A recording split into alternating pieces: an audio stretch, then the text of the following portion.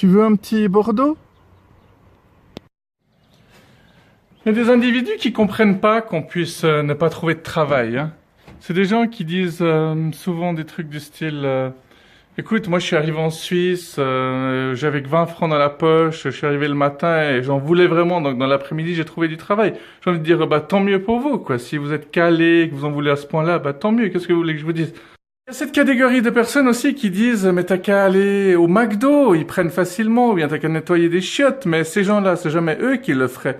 Donc c'est facile de donner des conseils, hein. Et puis parmi ces personnes, j'en ai connu quelques-unes qui étaient incapables d'élever des enfants. Leurs enfants ados sont même pas capables de dire bonjour, donc la politesse. Donc pour moi, ce genre de personnes, leurs conseils, ils peuvent se les fourrer dans le cul.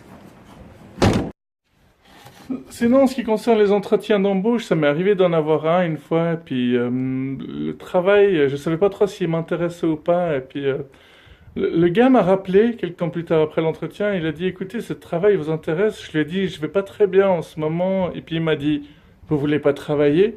Alors c'était un gars qui était à fond dans le marketing, hein, il s'y croyait, quoi. Puis j'ai dit, écoutez, mon père vient de décéder en ce moment, alors il m'a répondu, votre père vient de décéder, et du coup vous voulez plus travailler. C'est un véritable enculé.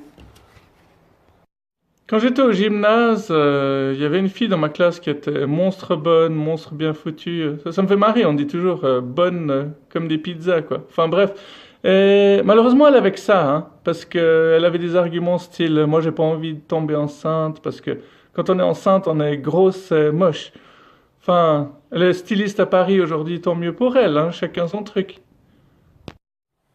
Les profs peuvent aussi être des individus assez arrogants, hein. On avait une prof en primaire, quoi, qui disait que tout le monde se trompait, qu'on disait au clair de la lune, prête-moi ta plume, alors qu'elle insistait en disant, c'est lume, prête-moi ta lume.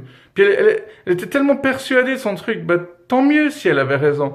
Mais moi j'ai toujours de la peine avec les gens qui sont trop sûrs de quelque chose. Ils me font paniquer, quoi, ils me rendent nerveux. Parce qu'on n'est jamais sûr de rien dans la vie, mes amis.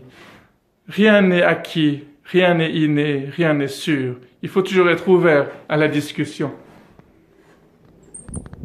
Être assez intelligent pour pouvoir changer de point de vue si on se rend compte qu'on a tort.